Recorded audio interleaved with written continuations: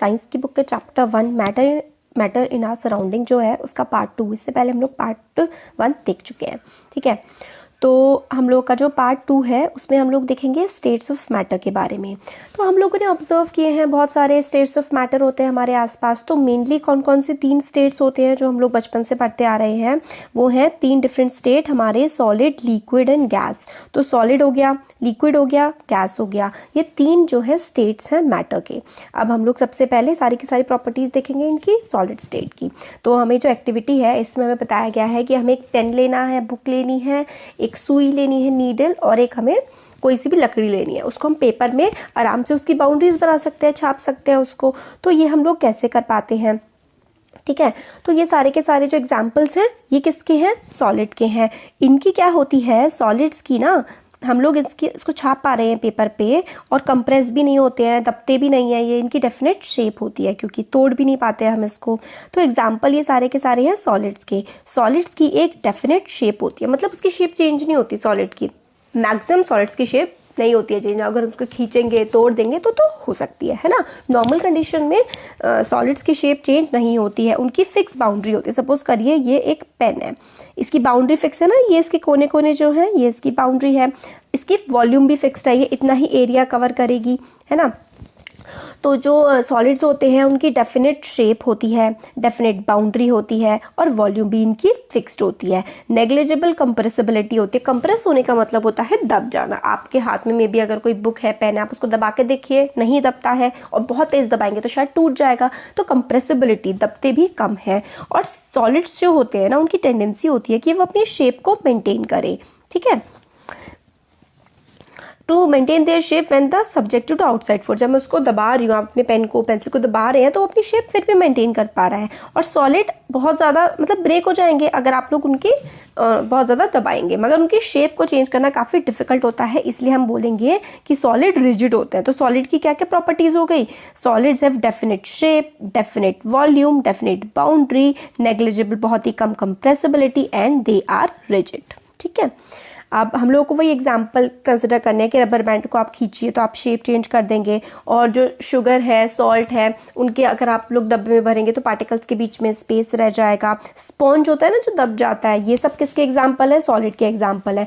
मगर फिर भी क्या है, अलग अलग बिहेवियर ये शो कर रहे हैं। रबर बैंड अपनी शेप को चेंज कर रहा है, अगर आप फोर्स लगा रहे हैं, खींच रहे हैं, मगर उसके बाद अगर आप उसे छोड़ देंगे तो अपनी वापस शेप में आ जाएगा, है ना। और जो क्रिस्टल्स होते हैं, दाने होते हैं शुगर के और नमक के, वो हम लोग whenever we take it are मतलब हाथ में लेंगे या फिर प्लेट में रखेंगे तो मतलब वो अपनी शेप तो नहीं ना वो चेंज करते हैं, भले ही वो एक जगह पर रख जाएंगे तो वो एक डेफिनेट शेप के हो जाएंगे, मगर क्या वो अपनी शेप चेंज कर रहे हैं, नहीं कर रहे हैं। स्पॉन्ज भी आपने दबाया, ठीक है, तो वो दब गया, बट आप उसे छोड़ देंगे तो वो ऊपर फूल के वापस आ जाएगा। तो अगर आप फोर्स अप्लाई कर रहे हैं तो उसकी शेप पे मतलब डिफरेंस आ सकता है, चेंज आ सकते हैं, वरना सॉलिड की जो प्रॉपर्टी है वो definite shape, definite boundary, fix volume, and they are rigid, ठीक है, ये इसकी प्रॉपर्टी है।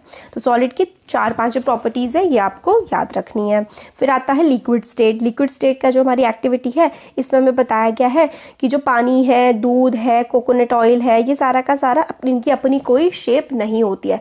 Liquids do not have shape of their own, they take the shape of the container. मतलब क्या हुआ भाई, देखिए अपनी कोई फिक्स शेप नहीं होती है उनकी, जिस आप कंटेनर में रखेंगे उसी की ये शेप ले लेंगे। आप अपनी ऑयल की बॉटल देखिए, ऑयल की वही शेप है जो आपके बॉटल की शेप है ना। तो यही इसमें बताया गया है कि लिक्विड जो होता है उनकी कोई अपनी शेप नहीं होती है। They do not have fix shape, they take the shape of container in which they are kept, जिसमें उनको रखा जाता है वो उस कंटेनर की शेप ले लेते हैं, ठीक है।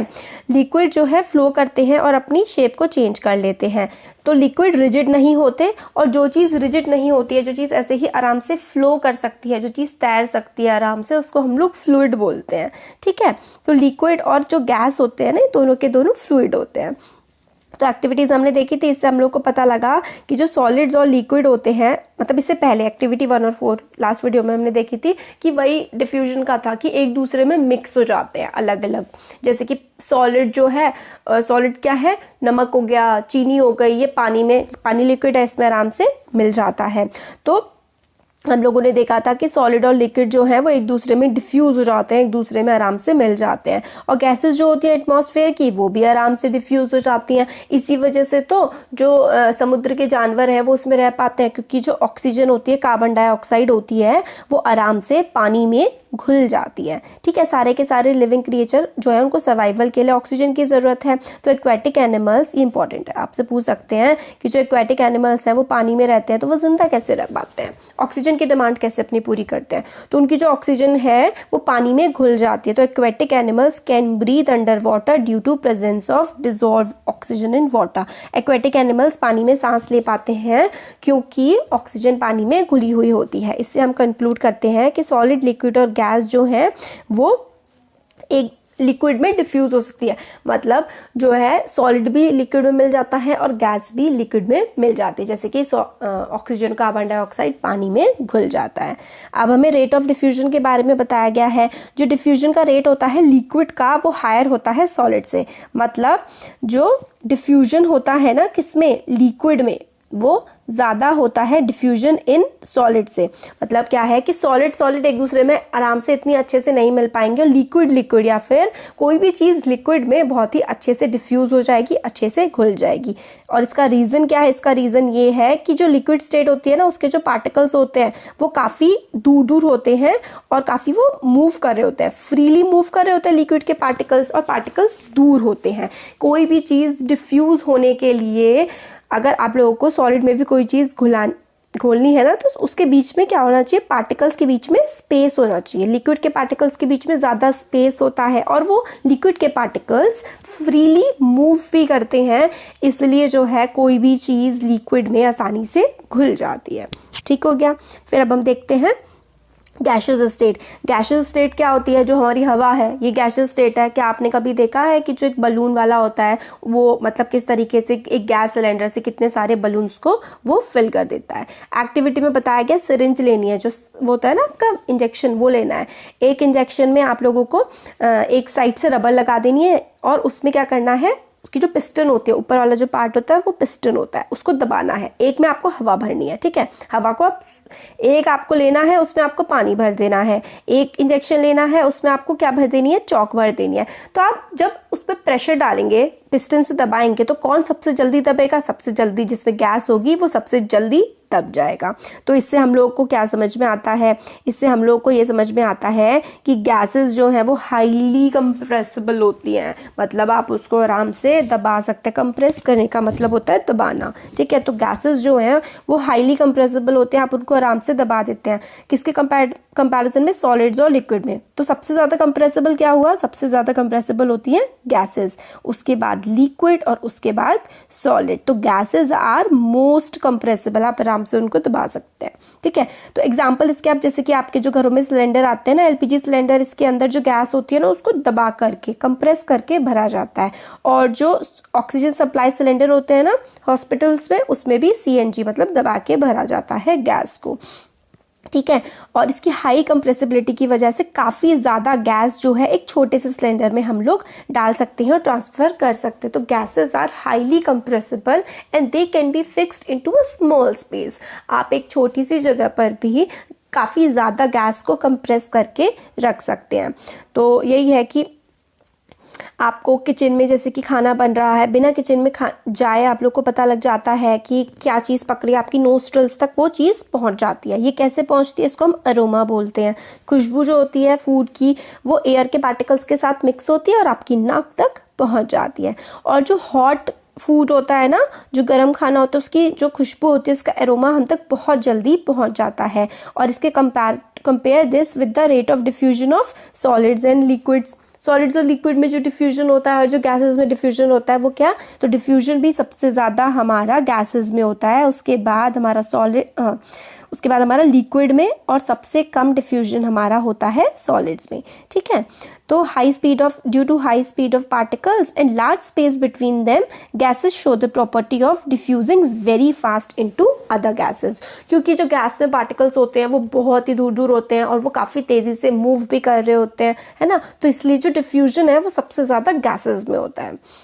गैसियस स्टेट में जो पार्टिकल्स होते हैं वो रैंडमली इधर उधर मूव कर रहे होते हैं काफ़ी ज़्यादा हाई स्पीड से, और इस रैंडम मूवमेंट की वजह से वो काफ़ी एक दूसरे से टकरा भी रहे होते हैं, काफ़ी तेज तेज मूव कर रहे होते हैं इधर उधर, कोई फिक्स डायरेक्शन में मूव करते, तो इतना वो खुद से एक दूसरे से टकरा भी रहे होते हैं। इसलिए जिस भी कंटेनर में गैस होती है ना, वो उसके कंटेनर का जो सरफेस होता है ना, वॉल ऑफ द कंटेनर पे काफ़ी ज़्यादा फोर्स एक्सर्ट करती है, क्योंकि वो वॉल ऑफ द कंटेनर से बार बार जा करके गैस के पार्टिकल्स टकरा रहे होते हैं, है ना।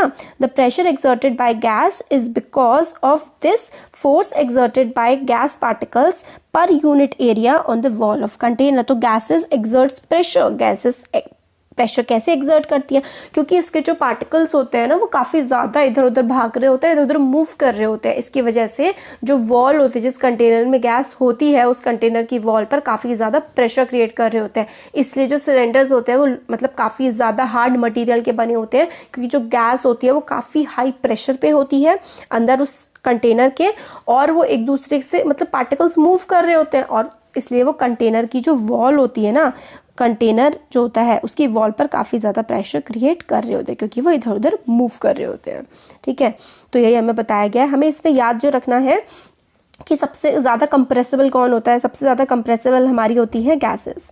ठीक है, सबसे ज़्यादा डिफ्यूजन किस में होता है, वो भी गैसेस में। तो ये गैसेस और बार बार सॉलिड को लिख देती हूँ मैं, गैसेस फिर लिक्विड और फिर सॉलिड, ये आप डिफ्यूजन और कंप्रेसिबिलिटी के लिए ये वाला स्ट्रक्चर आप याद कर लीजिए। ठीक है, तो ये हमारा ये वाला पार्ट इस वीडियो का हो गया। अब हम नेक्स्ट वीडियो जो है उसमें हम ये देखेंगे, can matter change it state, क्या मैटर जो है अपनी स्टेट को चेंज कर सकती है। इस वीडियो में हमने स्टेट्स ऑफ मैटर देखा, तो अब आगे वाली वीडियो में हम आगे का पार्ट देखेंगे। वीडियो कैसा लगा ज़रूर बताइएगा, अच्छा लगा तो लाइक करिए, चैनल को सब्सक्राइब करिए, अपने फ्रेंड्स के साथ भी ज़रूर शेयर करिएगा। Thank you.